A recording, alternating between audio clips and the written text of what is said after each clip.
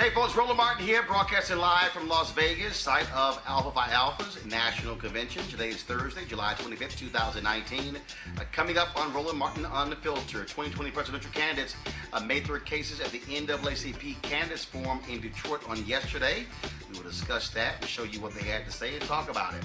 Sexologist Dr. Rachael Ross, she's being accused of fat-shaming actress Lela Rochon after photos came out detailing Nicole Murphy kissing her husband Antoine Fuqua. Dr. Rachael says when people were she talked about the photos of Lela Rochon and her weight gain, and she says as a doctor, there's some issues there. We will break this thing down. I can't wait for that conversation. A new report reveals that student debt threatens the well-being of an entire generation of students of color and their families. Plus, A$AP Rocky is still locked up in Sweden, and Meek Mill gets a new trial. Also, folks, Ebony and Jet Magazine photos are headed to a new home. We'll tell you who bought them in an auction. Also, today's crazy ass white people segment. White woman, I got black friends, but she called two sisters the N-word. It's time to bring the funk. From Las Vegas, I'm Roland Martin Unfiltered. Let's go. He's got it. Whatever the biz, he's on it. Whatever it is, he's got the scoop, the fact, the find. And when it breaks, he's right on time and it's rolling. Best believe he's knowing. Putting it down from sports to news to politics. With entertainment just for kicks, he's rolling. It's on go, y'all. It's Roland Martin. Rolling with Roland now. He's funk, he's fresh, he's real, the best, you know he's Roland Martin now.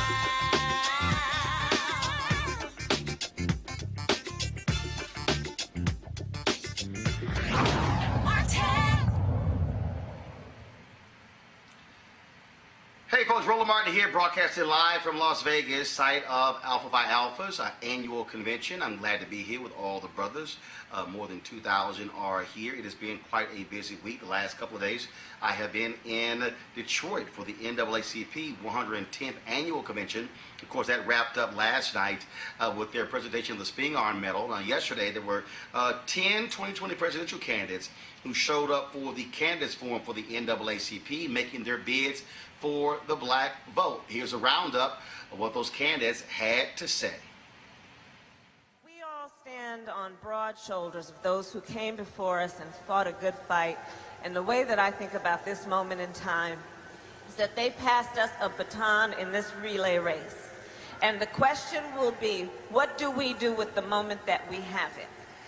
And what I know is that the folks in this room are leading on all of those things that we know we must fight for. Education, housing, economic wealth, and security.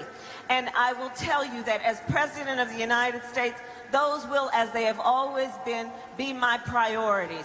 I know that this is an inflection moment in the history of our country. It is a moment in time where we are being required to look in a mirror and ask a question, that question being, who are we? And what we know, NAACP, is we are better than this. And so this is a moment in time where we must fight for the best of who we are, and fight we will. And this is not a new fight for us. We are up to this fight. We know how to fight the good fight when it's about fighting for equality and fairness and justice. We know this fight. And I come from a family of fighters. My parents were active in the civil rights movement in the 1960s. My sister and I joke we grew up surrounded by a bunch of adults who spent full time marching and shouting about this thing called justice. And it is why Thurgood Marshall and Charles Hamilton Houston and Constance Baker Motley and all of those broad shoulders upon whom we stand fought that good fight. And so now it is ours with the baton that we have. And I will tell you, I am prepared to fight for the America we believe in. We have always been deep of faith, and we have always believed in what can be unburdened by what has been. That is the fight before us, and we will win. I don't have to tell anybody in this room that we are living in an unprecedented moment in American history. We have a president who is a racist, a president who is a pathological liar, and a president who is trying to divide the American people up based on the color of their skin, where they were born, or their religion. Now, Trump may be crazy, he may be a racist, but he is not stupid. He is doing what demagogues have always done, and that is to pick on minorities, to divide people up in order to gain power. The antidote, in my view, to what Trump is doing is exactly the opposite. And what our campaign is about is bringing people together, black and white and Latino, Asian American and Native American, around an agenda that works for all of us, not just the 1%.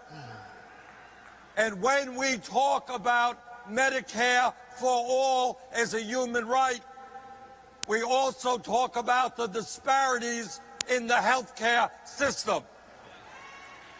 We talk about the need for more black doctors and nurses, and end the absurdity of infant mortality rates in the black community 2.5 times the white community.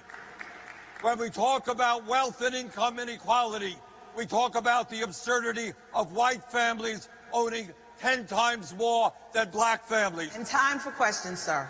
Etc. I come to you at a moment of great crisis in this country. A crisis at a time when America's working better and better and better and better for a thinner and thinner slice at the top, while it leaves everyone else behind. The central question of my life's work has been, what's happening to working families in America? Why is the road getting so much rockier and so much steeper? And for families of color, even rockier and even steeper. And the answer is, it's no accident.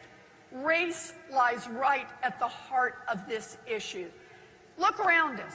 Hate crimes are on the rise. The black-white wealth gap continues to increase. Voting rights are undercut. None of that is an accident.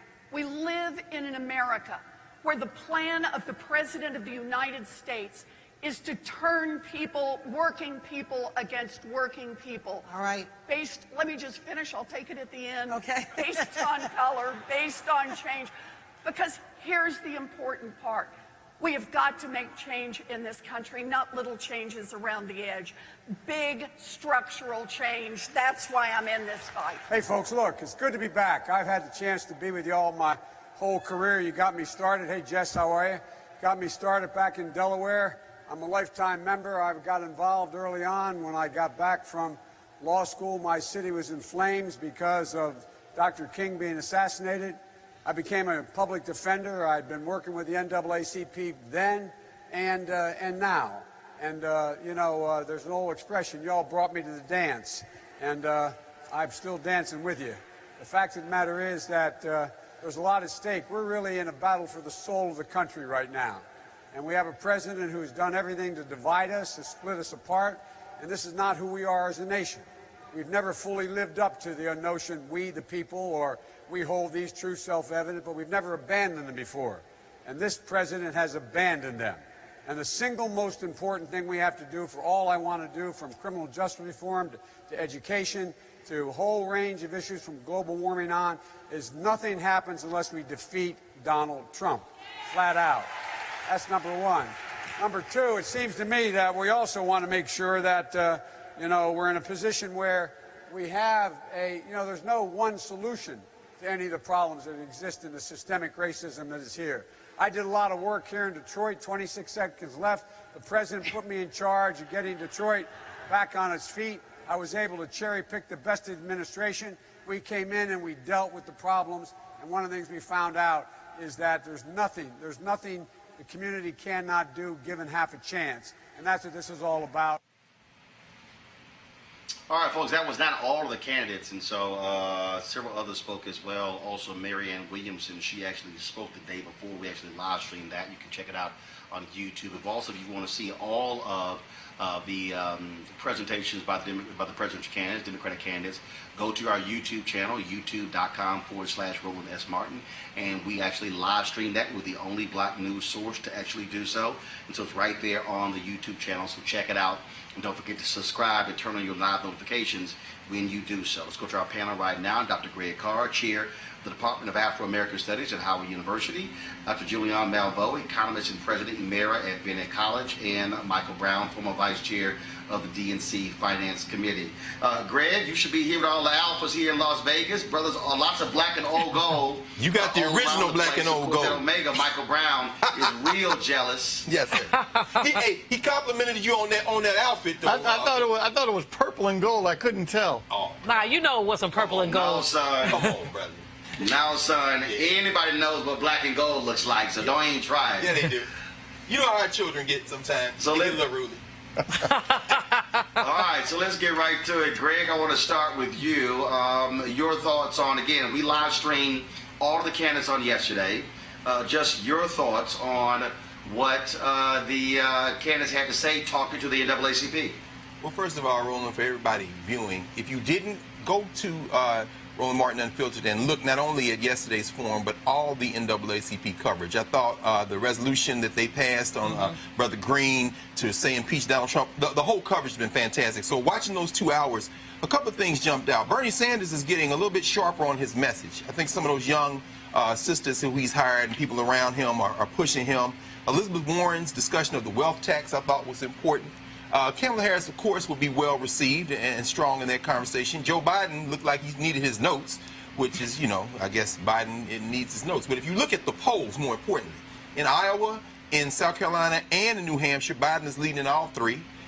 Warren and Sanders seem to be fighting it out, except in South Carolina. But finally, in South Carolina, Harris is polling at about 12% in the most recent poll, which leads us then to understand that before that crowd yesterday, she's speaking to more or less the establishment folk who are going out there and knock on the doors and get out the vote. And she doesn't seem yet to have pierced that crowd. So, it's very interesting to see them talk, but ultimately this is going to come down to attracting new voters and new blood into the party.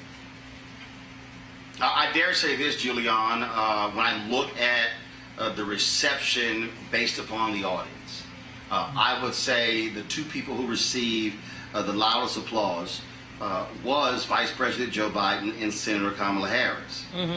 In fact, they spoke very close to each other. And but the reality is, and I think to Greg's point, that people need to understand, Vice President Joe Biden has spoken to the NAACP more than anybody else. When he comes there, he's able to say, I'm a life member. He can sit here and he talked about individuals who were in the audience, who he's known quite some time. He's name checking people. I was backstage and I was watching the dynamic of all of the different candidates. And so they were on the main stage. There was another press area backstage. And I was watching how they flowed. And in fact, I actually went to another area where the media wasn't allowed. That's what I keep saying. And I said, so one of the people asked me, they said, well, what about the rest of them? I said, well, they ain't been here all week. They just got here. I've been here the whole week. And so I was in another area.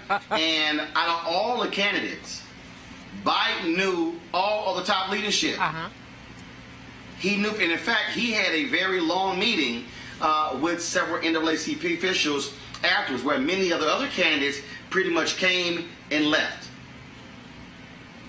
Biden has roots in the African-American community. Not only was he, of course, President Obama's VP, which endears him to a lot of people, but he also, as you say, he knows everybody. He's been around a long time, and he's paid his dues in terms of the NAACP. I dare say, much as I love my homegirl, Senator Harris, and much as I don't love him as much, but Cory Booker, are they life members of the NAACP? Just ask him. I mean, that's a legitimate kind of question. I mean, on their way up, did they stop? Did they make a pit stop in the black community? Or are they more interested in career building than community building? And so that's what comes up. I saw Joe Biden. I saw him a couple times, but last time he was with Reverend Jackson at the Rainbow Push conference. Similar, and this was right after the little flap with Senator Harris. And despite that, where, frankly, he lost a lot of points with a lot of people. He came out there and did a great job. They had a private meeting with Reverend beforehand and did the same thing. Called people out, called out names. Glad to see you. You know, we go back.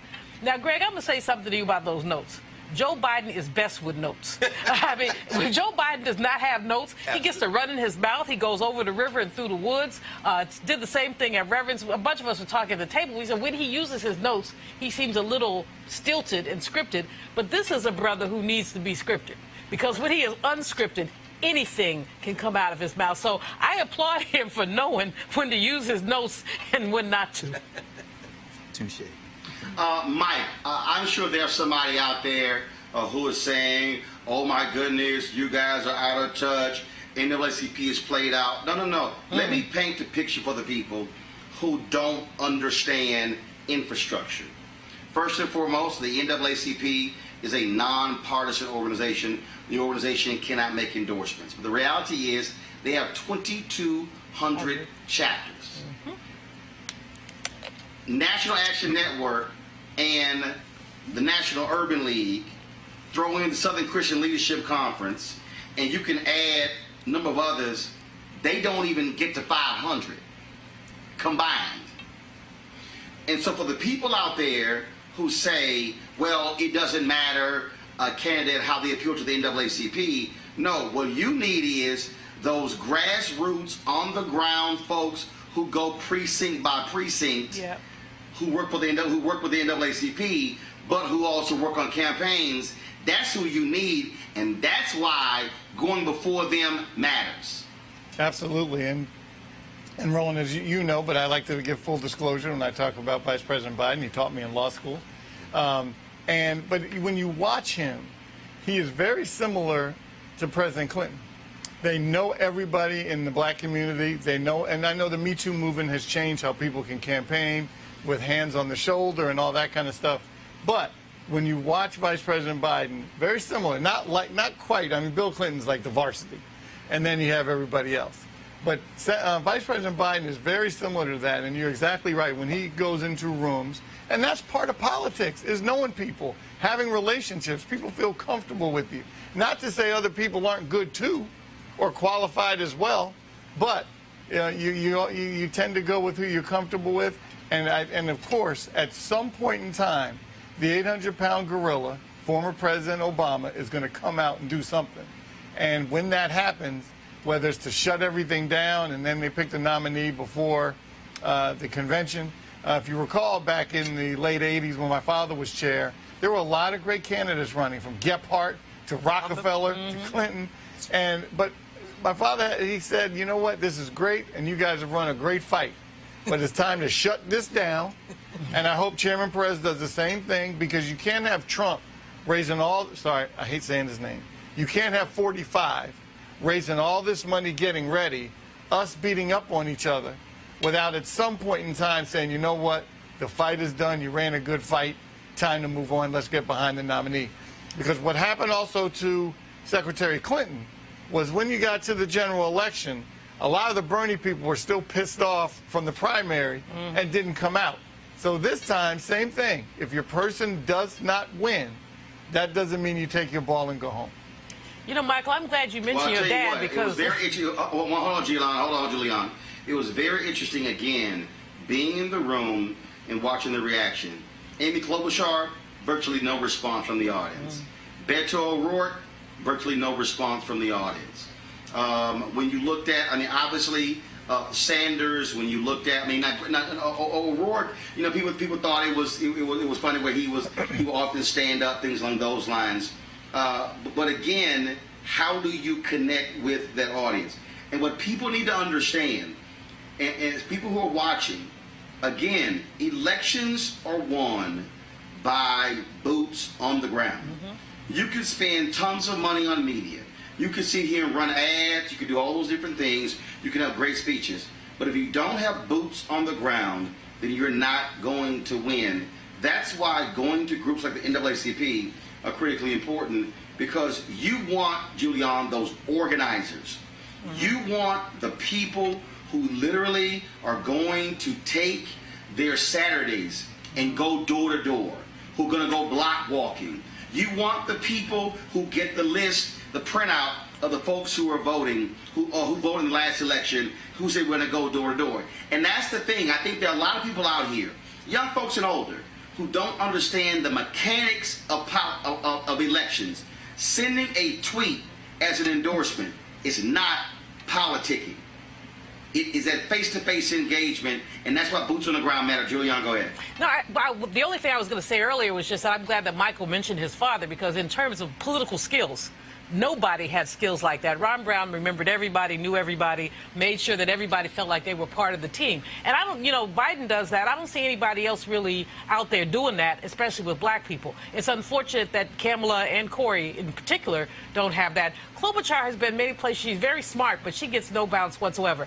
Roland, your point about the 2,200 chapters is probably the most important point in terms of looking at organizing black people. Because as you say, Rainbow, National Action Network, none of these folks have that kind of a national reach. And that national reach is very important. But what's also important is to have the local politicals. And although the NAACP is a non-political organization, the members of the NAACP are very political people. Many of them are local elected officials. Many of them are pastors in these large churches that have thousands of members that they can mobilize. So it's really important to understand the whole concept of grassroots. Now, the next thing we have to understand, though, is not just voter registration, it's voter turnout. And so I'm praying that people don't focus so much on registration. If you register someone, they didn't come out, it doesn't matter. So once you register somebody, follow up with them and make sure they get to the polls. That's what's going to make. We have to basically energize the base. A lot of people are going to have to get out to get rid of the orangutan because, I'm really frightened after watching Mueller and Mueller saying that he could be indicted. That man is going to figure out a way to stay in office if he has to steal, and we have to stop him. I want to talk about this here before I go to my next subject. So the folks in the control room, tell Dr. Rachel, I'm going to be with her very shortly. But this is what is jumping out at me. So last night, we had a public program for Alpha Phi Alpha. And the first panel, we had black mayors. The mayors of Birmingham, Little Rock, Arkansas, and some other cities across the country. But then they had me moderate the second part of the panel. And Greg, suffice to say, things got a little heated because my part was to talk about the issue of solutions. And we had members from the Divine Nine organizations who were on there. And I'm bringing this up because, Greg, you're an Alpha. Julian, you're a Delta. Michael, you're an Omega. So all of us are members of Divine Nine organizations. And I keep saying this. And I'm going to say it till I'm blue in the face. I spoke to the Delta convention. And folks, if you missed that speech, go to my YouTube channel. You'll see it there. When I gave the Brotherhood speech to the Alphas 2 years ago, I said it there. I said it other places. And that is, Divine Nine organizations represent more than 2 million African Americans across the country.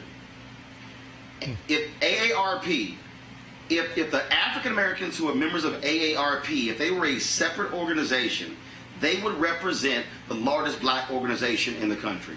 So collectively, the Divine Nine actually is like the second largest black group. And Greg, what I keep saying to them is that first of all, we are organizations that are self-funded, not dependent upon corporations.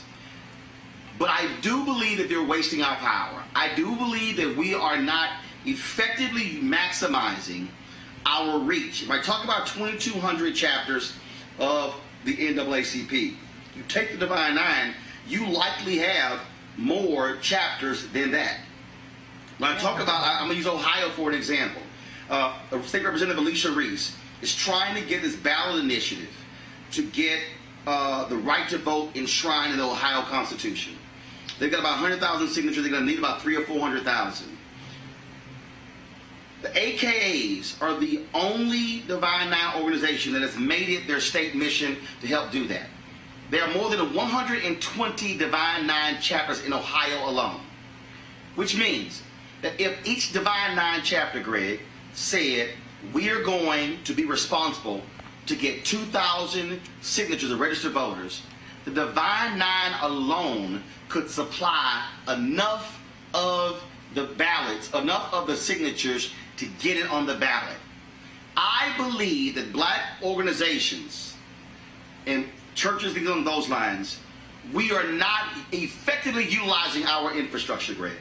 No, you're absolutely right, Roland. I mean, you know, let's just look at where we are. You've laid it out, and you say you've been saying this consistently all the years I've known you. We go back to the election in Alabama to put Doug Jones in the Senate. And I remember in that time when you were at TV1, you would consistently have not only the folks who were doing the on-the-ground stuff in Alabama with the new organizations, but you had the sororities and fraternities. And of course, you've been talking about Ohio all along. Let's look at where we are. The Deltas, for example, Delta Days. Dr. Malvo knows this. I was down, down at the Hilton here in Washington. A ballroom full, and you look up and there's Marsha Fudge and Janetta Cole and Julianne Malvo and all these people, and then they went to Capitol Hill. So they're lobbying, I mean, second to none among the Divine Nine as far as I'm concerned. And then you mentioned the AKAs and the Omegas and the Alphas and everyone else. So there is that infrastructure, but to your point, we're at a crossroads now, I think, in our history in this country. Those kind of what are now perceived by many of our people as elite organizations are often misunderstood. You look at the intergenerational work of the NAACP, Tiffany Lofton and all those, Kill Crane and them, you've got young people, the elders, and they're not trying to hold on to power. I know there's about to be a presidential election out there with our frat brothers in Nevada, and on the agenda is what is Alpha going to do going to the 21st century. But here's finally where I think we have the real challenge. We've got to now figure out how to talk to the vast majority of our people who are not in these organizations. And that's going to require us to forsake some of this perception that we are somehow separate from them. And now, how do we do that? That is really where the alchemy comes in, because increasingly from LeBron James to Beyonce and Jay-Z, you got people who didn't go to college. People who never set foot in the college who are now being turned to by a new generation who are saying they're going to be our leaders. And if we're not careful, we're going to be led by a bunch of celebrities and ball players and musicians when, in fact, this is the moment when we should be stepping out and say, no, it's time for these institutions to renew their leadership for the future. Roland. Julian, the reason I'm raising this is because what I am trying to push these organizations to do is to say, flood the zone. That is, in all of these places where African Americans are, folks should be seeing red and white, black and gold, purple and gold, blue and white, blue and gold, crimson and cream, brown and gold, pink and green. And then when people say, man, I don't know what y'all do, they can say, oh, no. I saw 200 AKAs who showed up at the school board meeting. I saw 300 Deltas show up at the county commissioner meeting. I saw on 4 consecutive weekends black neighborhoods blanketed with folks wearing their letters. People have to see the Divine Nine in action as opposed to hear people saying, we're doing it, but folks don't see it. You're absolutely right. I mean, I'm with you in terms of my frustration with my own organization and the others. We have more, in terms of education, in terms of wealth. We have more than those folks who didn't go to college, didn't step foot on a college, as you say. But we don't use it. We don't leverage it properly. I mean, we hide behind social action, which, I love social action, but we also have to talk about political action. Now, all of our organizations say they're non-political, fine. But you can register voters. You can be out there. Our teachers ought to be ensuring that when people graduate from high school, they have a voter registration card in their hand. And between Delta and AK and the other women's organizations, we are the teachers that are touching most of these young people. So that's what we need to do. It's very frustrating because, we have all these rituals that we deal with. We have all this pomp and circumstance, and some of that is very nice and some of that is very good. But let's talk about what we're doing for the community. Let's talk about how we're transforming things. And we could. But again, unfortunately, too often we do the milk toasty thing of moving our mouths but not moving our feet. I'm a little critical, but I think we have to be. We have to be critical of these organizations because as a member of Delta Sigma Theta Sorority Incorporated, I lean on my founders. These sisters bust into the women's suffrage march, bust into it. They bogarted. They said the black women were not welcome, but they came anyway. So we need to keep coming anyway, keep coming anyway, keep coming anyway. Mike, I'll give you an example. This will be the last point on this that jumps out here. When the National Association of Black Journalists called out CNN's Jeff Zucker for no black executive producers, no black VPs, no black SVPs, no black EVPs, and no black direct reports, I personally reached out to the 5 largest Divine Nine organizations. I reached out to Alpha Phi Alpha, Delta Sigma Theta, Kappa Alpha Psi, Alpha Kappa Alpha, and Omega Psi Phi. The first to respond with the letter standing with NABJ was Alpha Phi Alpha. Got the letter in 24 hours. The second to respond was Delta Sigma Theta. The third to respond was Omega Psi Phi. That was it. And what I said is, how hard is it to write a letter? Because if you're afraid to even write a letter, come on, you can't tell me you're going to be out there in the streets. Hello. And what I said is, the signal has to be sent when a letter is dropped saying we represent 250,000 or 300,000 or 400,000 or 500,000 members. Trust me, that gets the attention of white executives at CNN and their corporate parent AT&T. But if we are afraid to even write a letter, you can't convince me that we are really going to go hard to have boots on the ground. Michael, final comment. Well, you mentioned, I think everyone's kind of mentioned the word, if they didn't, they used the word similar, which is mobilization. And there's never really been that. And maybe we'll have an opportunity if Vice President Biden is the nominee and selects Senator Harris, because we have never had someone from the Divine Nine on that presidential trail. I'm not sure if the former First Lady was Greek. I don't think she was. No. We know the president. No, she wasn't. We know the president was not. And we know Senator Harris is. So maybe this will be the first time the real actual mobilization of the Divine Nine can happen for a purpose. But here's the piece. We don't need somebody black to be a member of the Divine Nine in order for us to use our power. Correct. That's all I'm saying. And what I'm trying to get, and this is the last point I'm going to make before I go to Dr. Rachel. What I am trying to get black people to do is to stop saying, well, we should do this and this and this, and say, wait a minute, what is the infrastructure that we do have? What is the infrastructure of the AME Church? Right. Come on. What's the infrastructure of AME Zion? What's the infrastructure of Kojic? What's the infrastructure of Black Methodists? What's the infrastructure of Black Baptists? You take those groups. Then you talk about Links. And then you talk about Jack and Jill. Then you talk about 100 Black Men. What I'm trying to get us to do is realize we literally have infrastructure that's international, national, state, regional, state, grad, undergrad, and initiatives for folks in elementary, middle, and high school. And if we say, wait a minute, if I put my infrastructure to work, then I can have greater impact. And so that's what I hope the goal is. All right, folks, over the weekend, actress Lela Rochon deleted her social media account as the photos came out showing her husband, Antoine Fuqua, the director, kissing Nicole Murphy. Now, social media went nuts, slamming Nicole Murphy, Antoine Fuqua, saying, how are you cheating?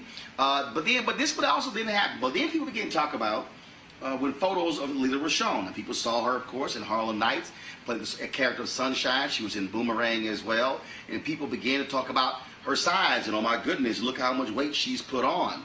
Well, Dr. Rachael Ross, who's a sexologist, she also talked about this on her Facebook page, also in her live stream. And people been blasting Dr. Rachael, saying that she is fat shaming. And she's saying, no, we better learn to have some honest conversations when it comes to our relationships. Dr. Rachael joins us right now. So, Doc, first of all, glad to have you here. Glad to be here, Roland. Thanks for having me. Okay, Yes. So for the folks who are watching, you're not one of these TV doctors who's a fake doctor. You are an actual doctor. You have a degree. I have an MD and a PhD. I'm a family medicine physician, board certified practicing family medicine physician, and a clinical sexologist. So there we go. Let's put that out there. All right. So when you made your post talking about when you saw the photos, different photos of Antoine Fuqua and Lela Rochon, and let me also say this before I get to that. Everybody knows who watched this show. I don't waste my time on black celebrities who got married, who got divorced, who they dating, who they screwing. kids they had. That's their personal business. I don't cover those stories. But I thought this was interesting because it revealed something. It took an entertainment story, a gossip story, but dealt with something else on the relationship side, on the health side, on the mental side. That's why I wanted to talk to you. And so you wrote this piece where you looked at these photos and you talked about body language. And you talked about what happens with black women when they get married when it comes to their health. And so share your thoughts. Why did you weigh in on this topic the way that you did? Yeah, I appreciate you even asking. Now to me, I responded, with body chemistry and language the minute I woke up and saw it. And as I think most of Black America did, because what we saw there is our worst nightmare, right? Your husband kissing one of the most beautiful people in Black America, right? Because there's no real coming back from that, right?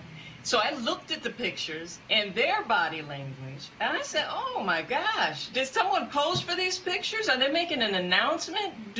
Does he want his wife to know that, hey, it's me and this person now? Because it looks very staged to me. So my immediate response was to then go and look and see couples, pictures of him and his wife together. And so as I'm clicking, I said, oh my gosh, there's no connection here. There absolutely isn't. And so when I turned to social media, everybody was talking about all the weight that she gained. So I looked immediately at the lack of connection, immediately at the fact that Lela Rochon no longer looks like the Lela Rochon I remember her to look like. And so I took to social media to immediately respond like, oh my God, the same response I would have given if that was my sister, my cousin, my patient. It wasn't about make a connection with your husband, because at this point, when I saw the photo of him and Nicole Murphy, I said, well, his relationship with his wife is over now. So my response to her isn't, girl, go get yourself together and get your man back or anything like that. My response to her is like, okay, let's back up. We've obviously got some health challenges here. Now, as a physician practicing in Gary, Indiana for almost 20 years now, I can spot a health condition across the room. But to the untrained eye, it's obvious that she has health conditions too, because she has gained probably 30 or 40 pounds. And you can never convince me that that amount of weight gain is going to be healthy for somebody. So couple all of this together with the fact that we know, studies show, that when men get married, their health improves. But we don't see the same type of data with women, because women have a tendency. But you also, but Doc. Yeah. No, I'm sorry. So I want you to make that point, because you said that in marriage, a woman's health worsens. Explain that. Yeah, so they studied almost 80,000 women between the ages of 50 and 79 for about 3 years, right? And what they did is they looked at the parameters of weight, waist circumference, use of alcohol, exercise habits, and diets. So the women who were divorced and the women who were single, they actually fared better in all of these parameters. So before we thought relationships keep everybody healthy. Now we know if you're diagnosed with cancer and you're with somebody, you have a better tendency to make it through that situation.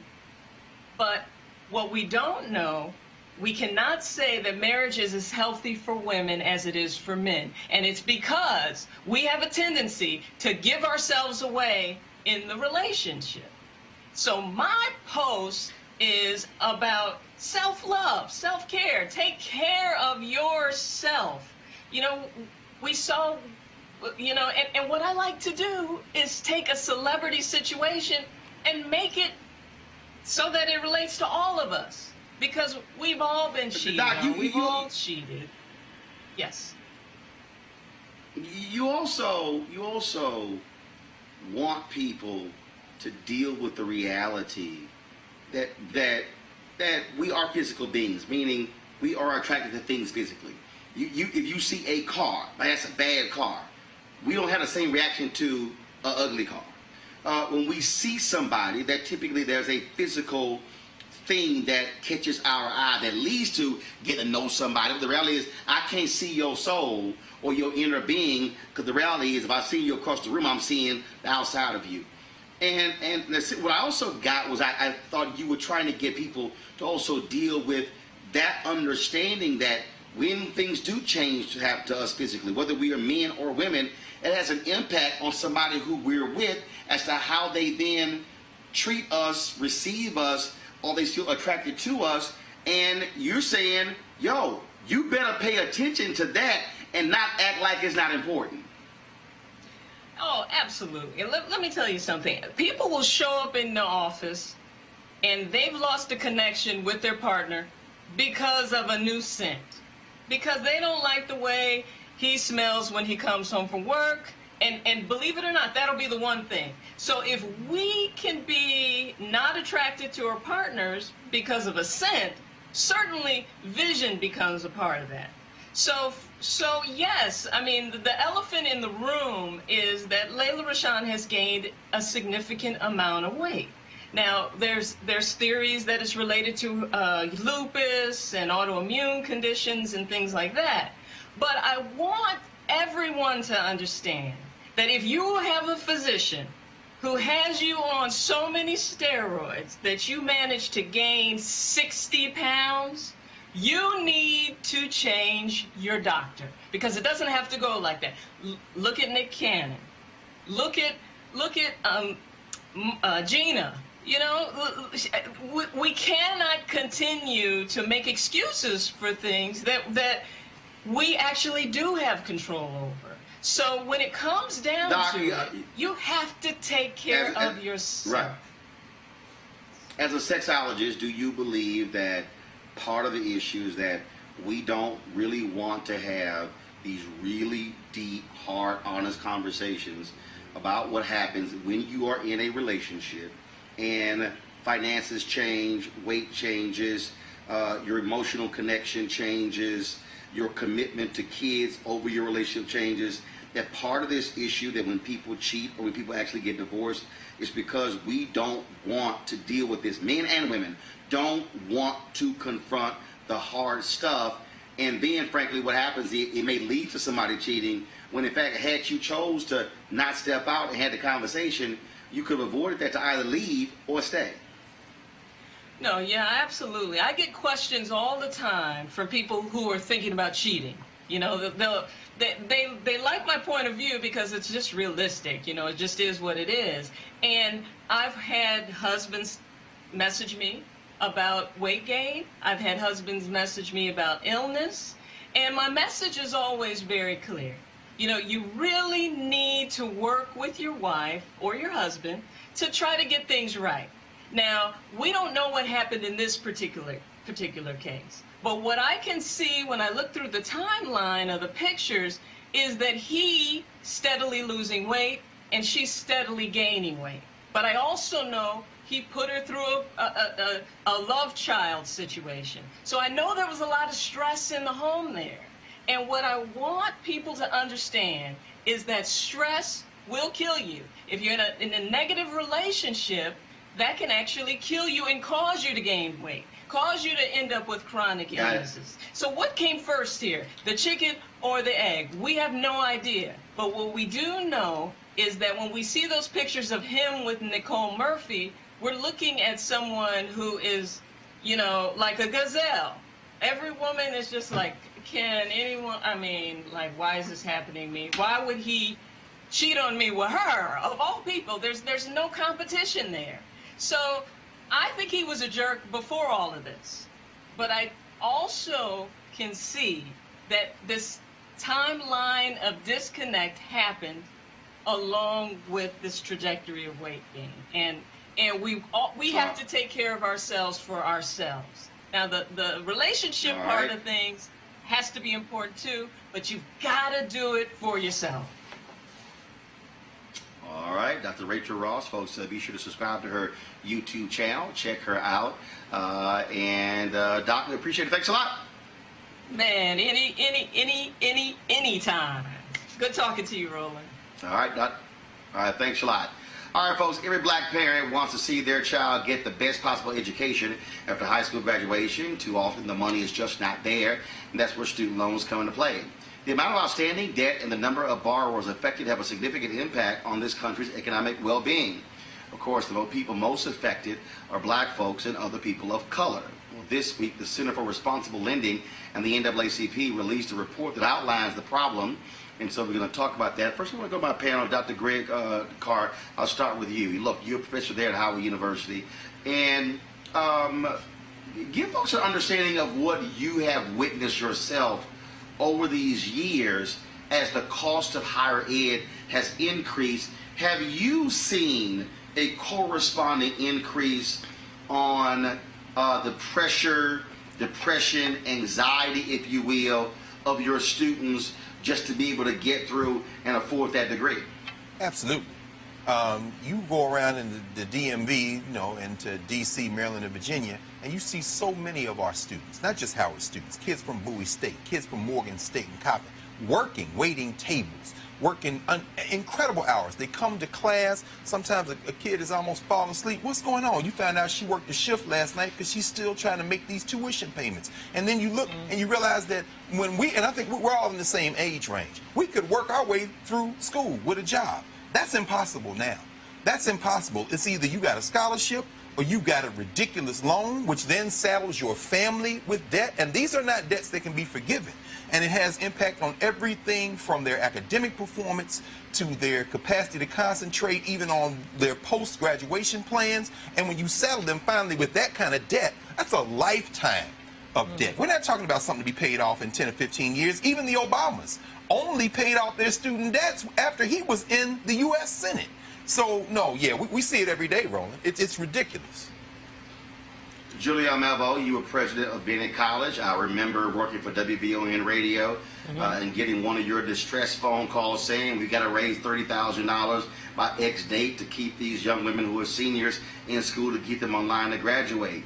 And I really think that a people today who are not in college, and maybe who don't have kids who are in college, really don't understand how this thing has changed completely in the last 20 to 30 years. You know, Roland, I went to Boston College on a full ride. The tuition was like $2,500. It was affordable. I had a little part-time job, but now, as Greg said, I had students who were working 40 hours a week. They were working full-time. I had a child who was running a car wash. She was a manager of a car wash, and she was in school, and she was pledging, and she was cray-cray. I mean, she was just basically, she was sleeping 2 hours a night. The worst thing about it is, as all of this has occurred, the Pell Grant has been fairly steady. It has not gone up with tuitions. Tuitions have gone up faster than the rate of inflation. Not only are we saddling folks for a lifetime, we're distorting their life choices. So if you have you graduate with $50,000 worth of loans, okay, are you going to take the job on Wall Street, or are you going to be a social worker? You're going to take the job that provides you with the most money, because you might want to be a social worker. You love social work. You love people, but you got to pay those loans. Right. I think so. Elizabeth Warren, some of the people were talking about free tuition, and President Obama, who talked about paying a percentage of your income on the loan. All of those things make sense. But parents and students, I mean, the pressure is enormous. And we do say, we want folks to go to college.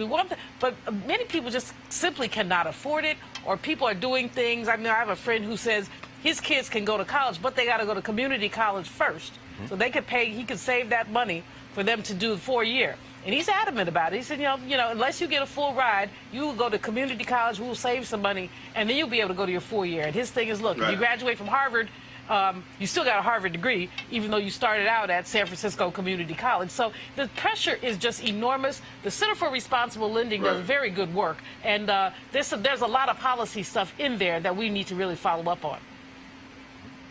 I want to bring in right now Ashley Harrington. She is Senior Policy Counsel at the Center for Responsible Lending. Ashley, this is, of course, a huge issue impacting so many people. Student loan debt is exceeding $1 trillion. And so what must people learn from this report that y'all put together with the NAACP?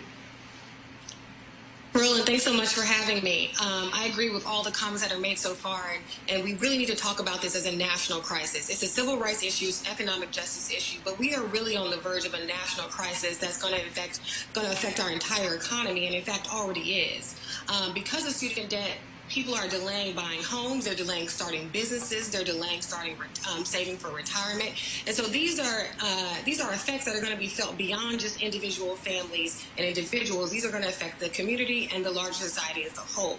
And so we need to really be thinking about the fact that there is over $1.5 trillion in outstanding debt held by 44 million Americans, and that the default numbers are significantly high, and they're particularly high for students of color and Black students in particular. And we need to be concerned about that and recognize how we got here. And so what do we do, though? I mean, you have the candidates who are saying one thing, but the reality is Congress could act right now, and they simply haven't.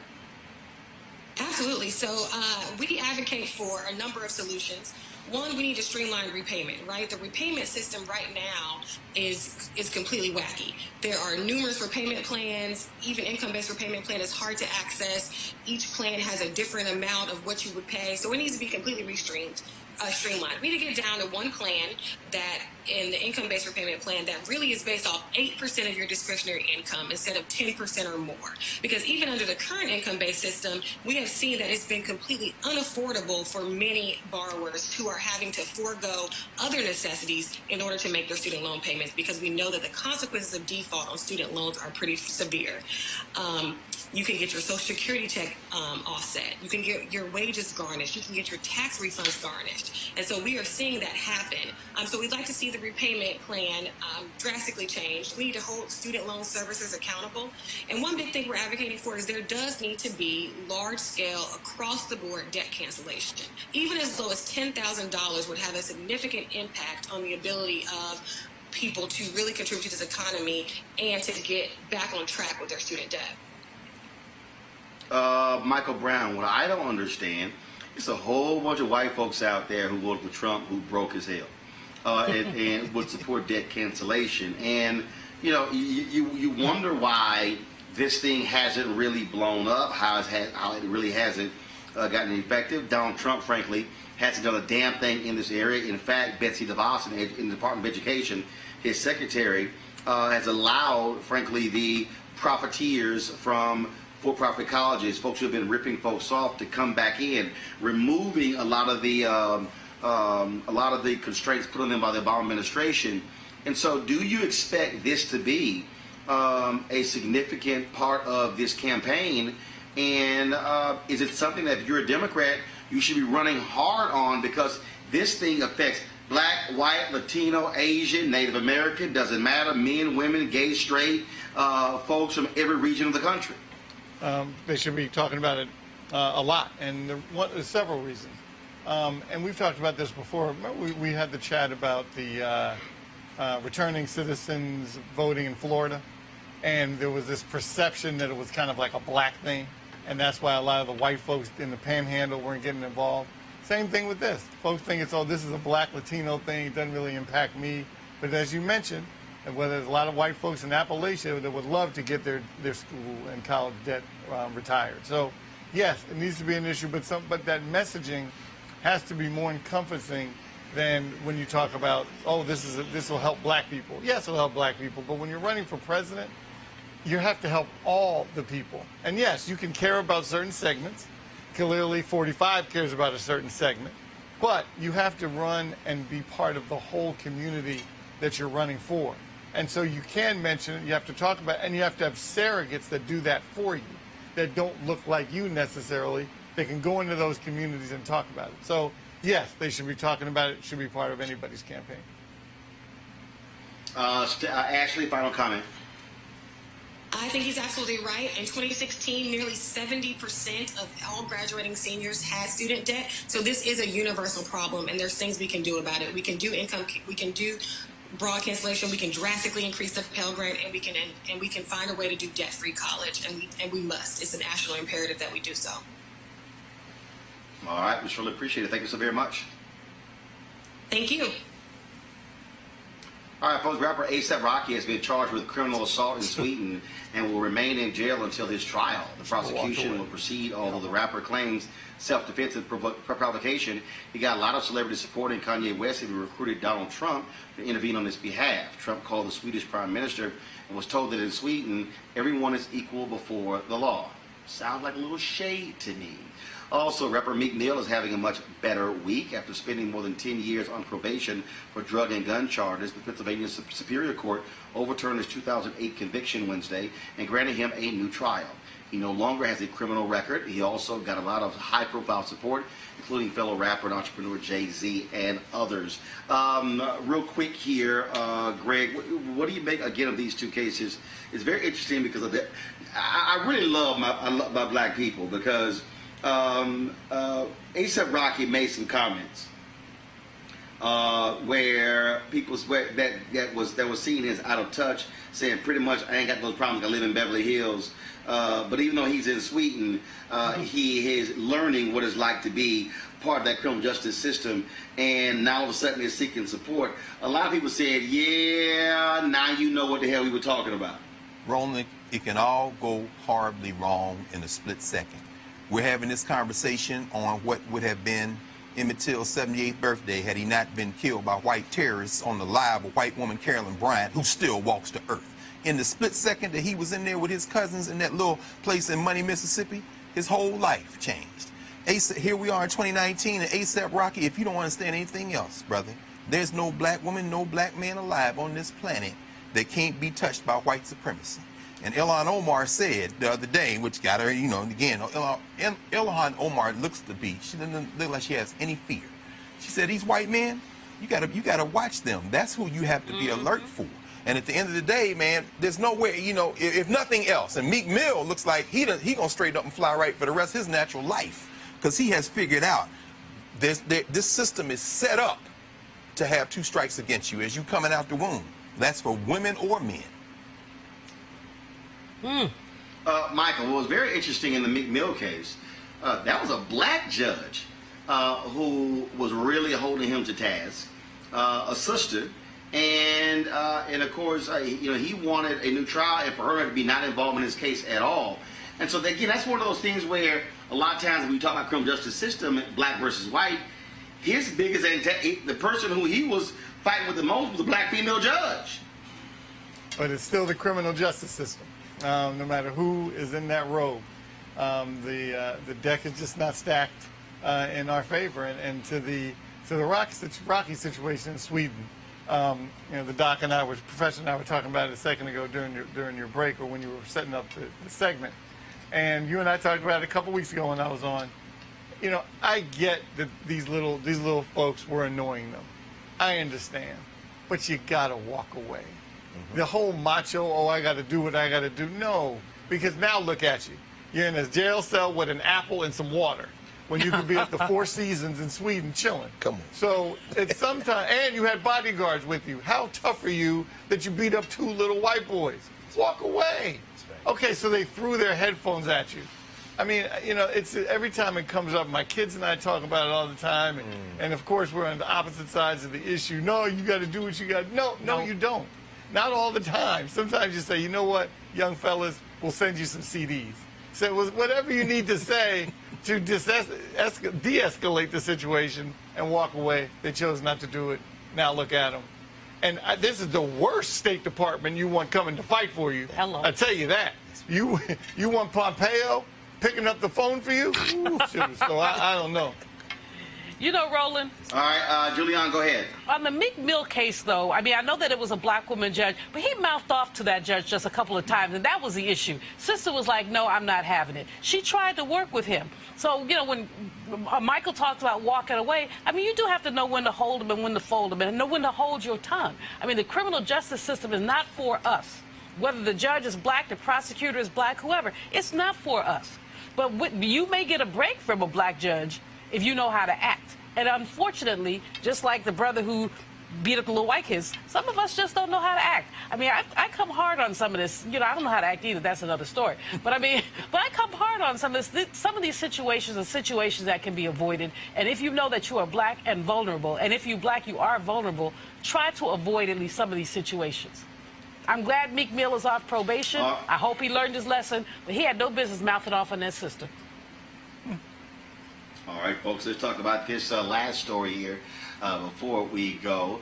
Actually, I got a couple stories, but I want to definitely do this one here. Ebony and Jet Magazines photo archives are being moved, folks, to the National Museum of African American History and Culture in D.C., as well as the Getty Research Institute in Los Angeles.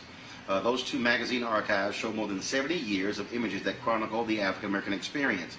The archives became available after Johnson Publishing Company filed for Chapter 7 bankruptcy in April, hoping that the sale would cover the $13.5 million JPC owed as a result of taking out a loan against it. Well, the buyers, which also include the Ford Foundation, the John D. and Catherine T. MacArthur Foundation, and the Andrew W. Mellon Foundation, paid $30 million for the collection, and they're going to, again, those groups came together to buy the archives and will share them with the National Museum of African American History and Culture.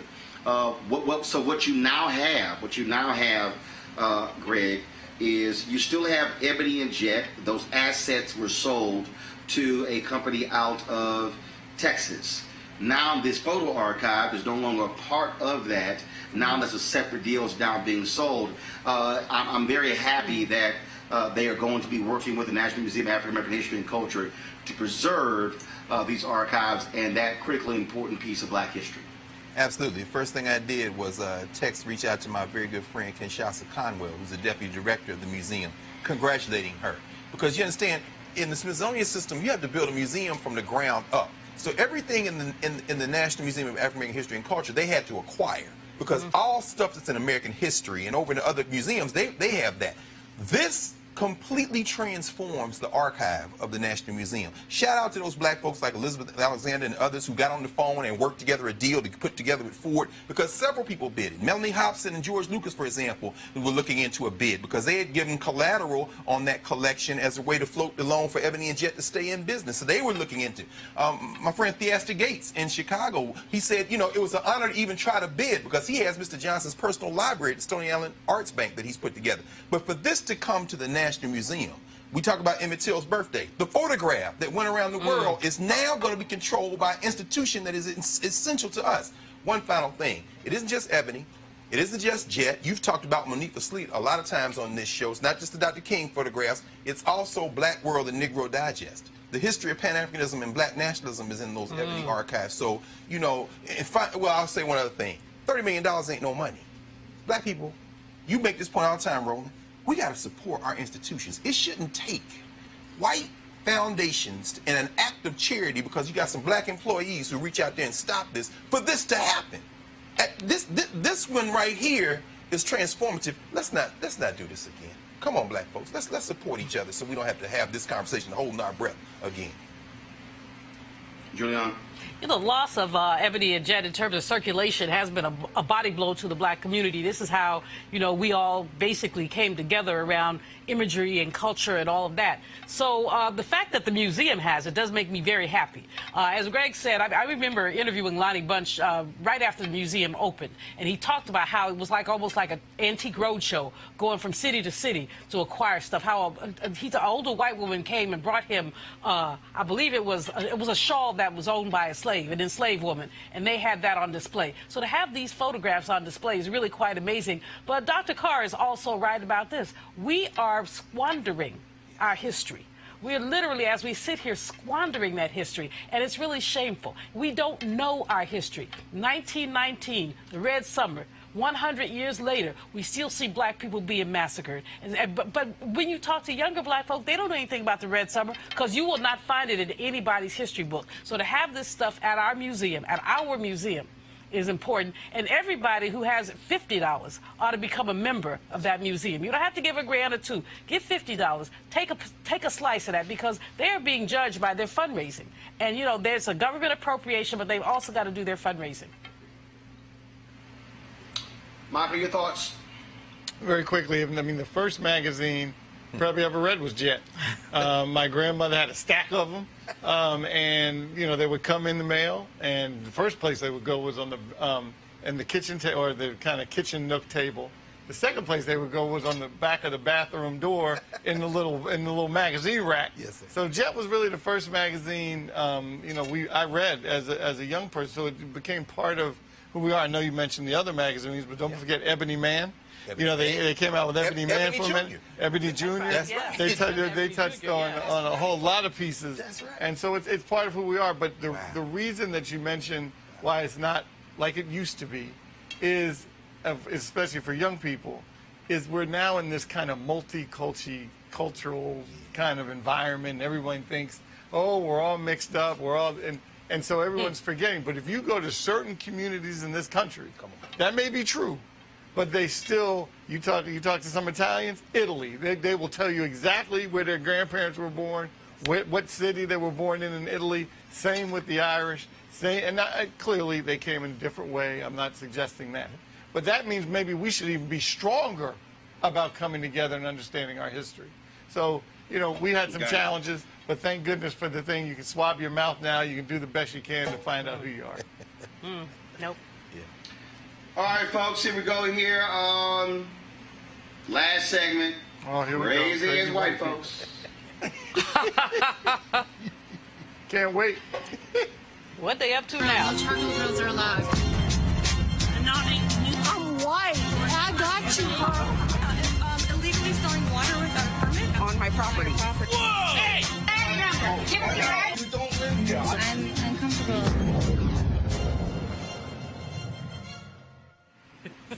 It's like TMZ. All the man was trying to do was propose to his woman in a romantic setting.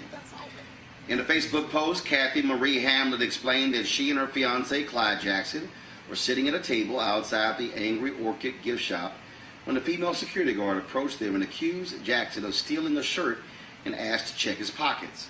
He emptied his pockets and they found nothing. But they interrupted them 3 times, once in the middle of him popping the question. The couple, of course, is black, left the park, and staff followed them all the way to the parking lot as they left. Damn, Greg, we can't even propose. Look here, man. Roland, it's so funny, man. Chicago, I mean, of course, Ebony and Jet is a Chicago story. I'm thinking about Ida B. Wells, who wrote about her friend who was lynched at a grocery store that they owned in Memphis. And they ended up burning Ida B. Wells' printing press down. That's how she ended up going to Chicago. But it started with some little children, black kids and white kids, fighting in a marbles game out there in front of the place. When we read about this today, this man is emptying his pockets looking for a T-shirt, and he's trying to hide the box with the ring in it. So he's got his empty in his pockets trying to keep the box concealed. Now he's proposing. She comes back and says, well, they told me that you gave it to her. So now she got to empty her pocketbook. And then when his friends come to celebrate, they come back and say, well, now they said they passed it around, so all y'all empty y'all pockets. This is how, what Dr. Malveaux just said, Julianne just said, this is how the Red Summer jumped off in Chicago. These white boys were throwing rocks at a black kid in Lake Michigan, and when the rocks hit him and killed him, the rumor spread, and before you knew it, all these black people and white people dead in the city of Chicago. Y'all gonna mess with the right one in a minute.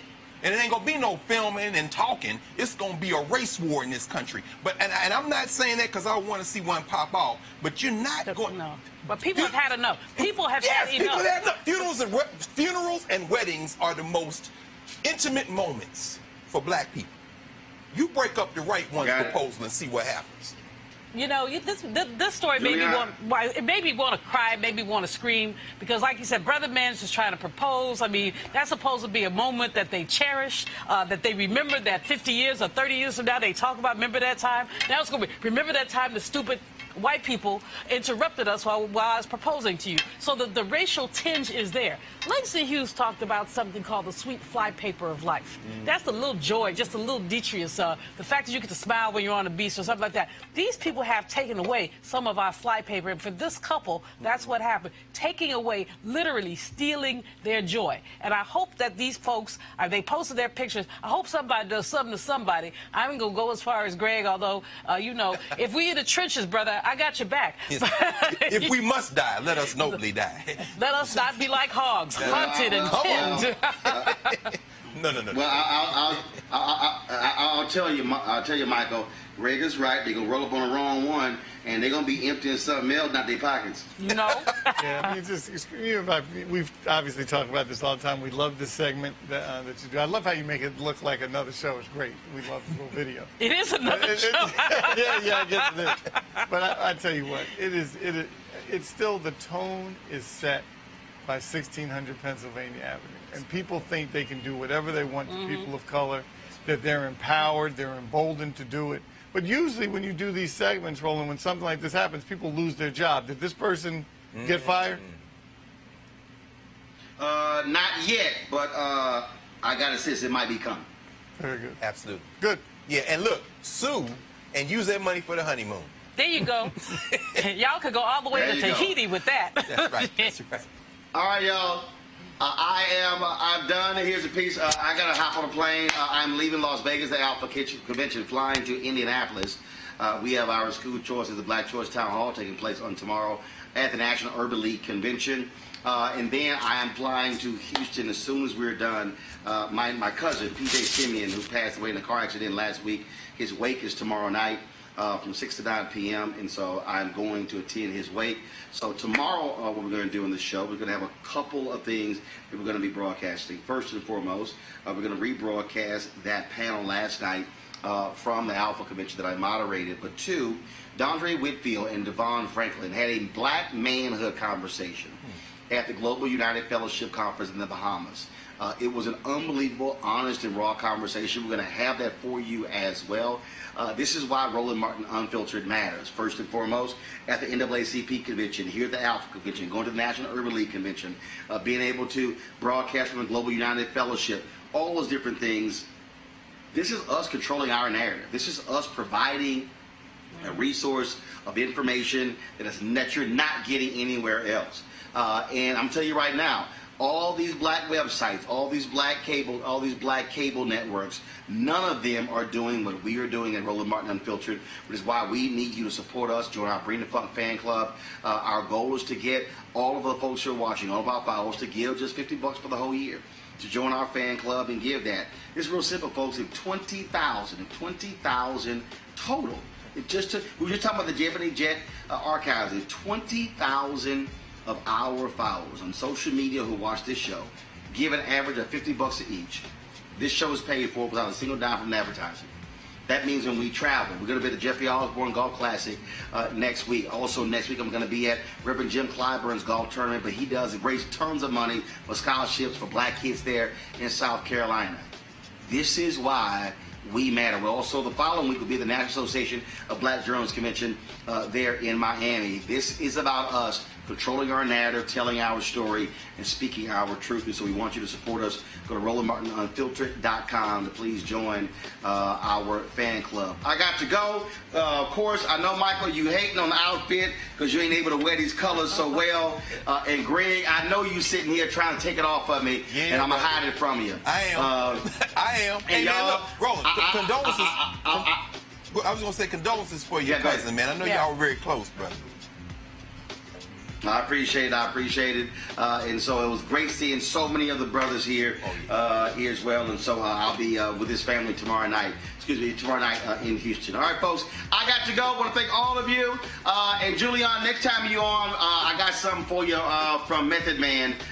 From the American Black Film Festival. It looked like you got a hip-hop with Lil Crush on, because he said he had a little redhead one. Oh.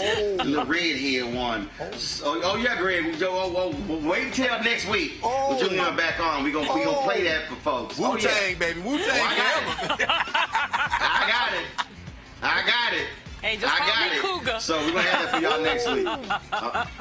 All right, y'all, because trust me, Method Man, he watches the show via YouTube, and he said, yeah, man, that red-headed one. And I was like, red-headed one?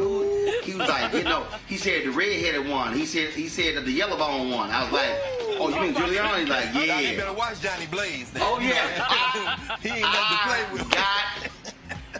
I got the video, Greg. Oh, I can't wait to play it next week. Tune in. Oh yeah. All right, folks. I gotta go. I'll see y'all tomorrow. Holla.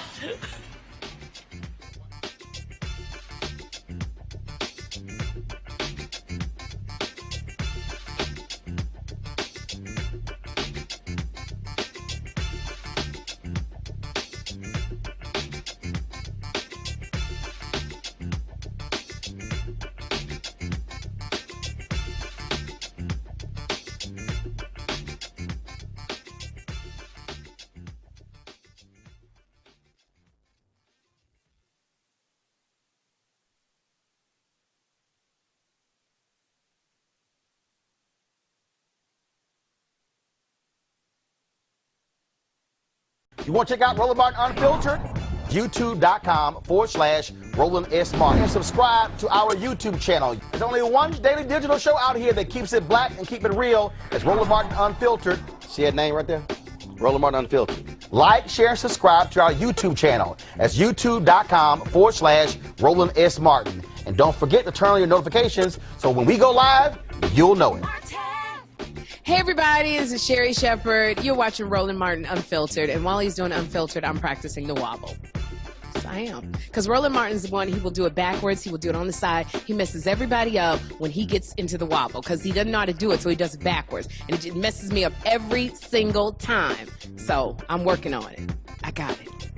You got Roland Martin. Hi, my name is LaToya Luckett, and you're watching Roland Martin Unfiltered. What's going on, everybody? It's your boy Mac Wiles, and you are watching Roland Martin Unfiltered. What's up, y'all? It's Ryan Destiny, and you're watching Roland Martin Unfiltered. What up, Lana Well, and you are watching Roland Martin Unfiltered.